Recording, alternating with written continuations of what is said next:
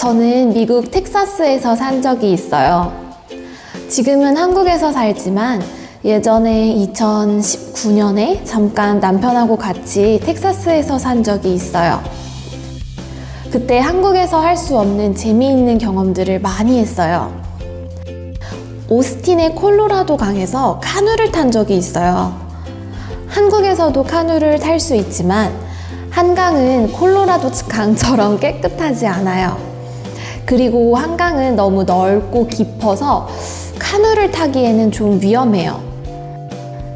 콜로라도 강은 도시의 경치를 보면서 카누를 탈 수 있어서 너무 좋은 곳이었어요. 저는 수영을 잘 못하기 때문에 카누를 타는 것이 조금 무서웠지만 그래도 정말 재미있는 경험이었어요. 네, 안녕하세요. 헛쌤입니다. 오늘은 우리가 경험을 말할 때 여러 가지 경험, 내가 예전에 어떤 것을 했어요. 그런 경험에 대해서 이야기할 때 자주 쓰는 두 가지 문법에 대해서 이야기를 해보려고 해요. 우리가 요즘 초급반 스피킹 클래스를 하고 있는데 학생들이 이 두 가지 문법에 대해서 자주 헷갈려 하는 것 같았어요. 이 문법하고 이 문법이 어떻게 달라요? 이렇게 질문을 많이 해서 제가 이 내용을 한번 정리를 해야겠다라고 생각을 하고 이 영상을 만들게 됐습니다. 우리가 경험을 말할 때, 한국 사람들이 경험을 말할 때 자주 쓰는 두 가지 문법은 무엇을 한 적이 있다, 은 적이 있다, 없다, 있다, 없다, 그리고 또 무엇을 해보다, 해봤어요 라는 표현 두 가지를 이제 제일 많이 사용하는데요. 제가 앞에서 이야기한 저의 텍사스에서 산 경험에 대해서 이야기할 때 뭘 한 적이 있어요 라는 표현을 많이 썼죠. 둘 다 이 두 가지 문법은 모두 경험을 말할 때 쓴다는 것은 같아요. 역할이 같아요. 하지만 한국 사람들은 어떨 때는 무엇을 해보다가 더 자연스럽고 어떨 때는 무엇을 한 적이 있다가 더 자연스러울 때가 있어요.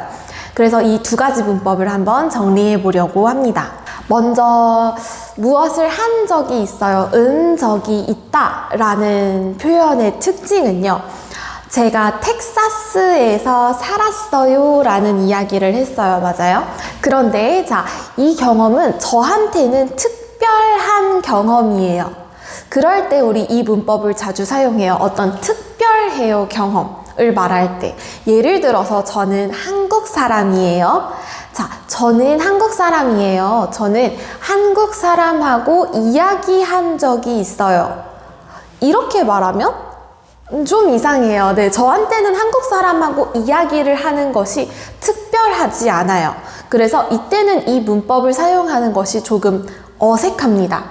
그런데 예를 들어서 제가 만나기 힘든 사람 누가 있을까요? 아주 먼 나라에 있는 사람, 예를 들면 브라질? 저는 브라질 학생하고 이야기를 한 적이 있어요. 브라질 학생하고 같이 이야기를 한 적이 있어요. 수업을 한 적이 있어요. 브라질 학생을 가르친 적이 있어요. 이렇게 저한테는 특별해요. 그런 경험이에요. 그렇죠? 그럴 때는 이 은 적이 있다 라는 문법을 사용하는 것이 자연스럽습니다. 그래서 첫 번째로는 이렇게 특별한 경험을 이야기할 때 보통 자주 쓴다는 점이고, 두 번째로는요, 지금까지 계속하고 있는 일에는 이 문법을 쓰지 않아요. 그래서 예를 들어서요, 저는 결혼한 적이 있어요. 이렇게 말을 하면 지금은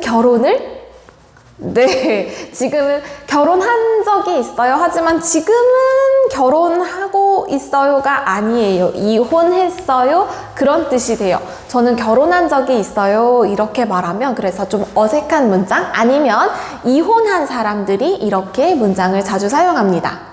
그리고 세 번째로 이 은 적이 있다, 없다 문법의 특징은요, 보통 조금 오래전 이야기를 할 때, 오래전의 경험에 대해서 이야기할 때 쓰는 문법이기 때문에 어제 아니면 지난주 이런 단어 있죠. 오늘 아침에 저는 오늘 아침에 뭐 토스트를 먹은 적이 있어요.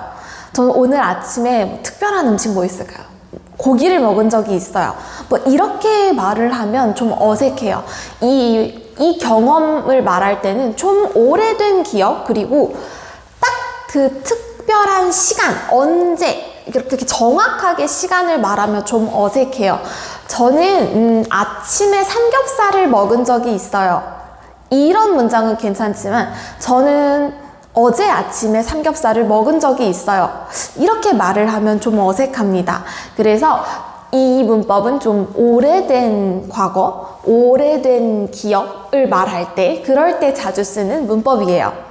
그리고 또 이제 두 번째로 우리가 경험을 말할 때 자주 쓰는 문법으로 해, 보다 라는 문법이 있는데, 이 문법은 다른 사람한테 추천할 때는 해 보세요, 뭐 이 음식을 한번 먹어보세요, 이 옷 한번 입어보세요, 이렇게 말할 때도 쓸 수 있는 문법이지만, 무엇을 해봤어요, 해봤어요, 이렇게 과거의 형태로 쓰면 내가 한번 해봤어요, 어떤 경험이 있어요 라는 표현을 말할 때 쓸 수 있는 문법입니다.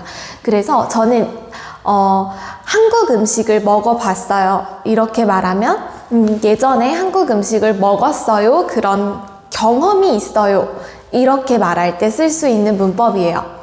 그래서 저도 그 식당에 가봤어요, 저도 그 사람하고 이야기해봤어요, 이렇게 이야기할 때 한국 사람들이 정말 많이 쓰는 문법인데요. 이게 은적이 있다 없다랑 정말 헷갈리는 부분이 있어요. 그런데 가장 큰 은적이 있다 없다랑 해봤어요가 가장 크게 다른 점은, 해봤어요는 내가 한 일이기 때문에, 내가 하고 싶어서, 아니면 내가 하려고 계획해서 그럴 때 쓸 수 있는 문법이에요. 그래서 예를 들면 사고가 났어요, 이런 건 내가 하고 싶어서 한 일이 아니에요. 내가 마음대로 할 수 있는 일이 아니에요. 그래서 저는 사고가 나봤어요, 교통사고가 나봤어요, 이런 문장은 어울리지 않아요.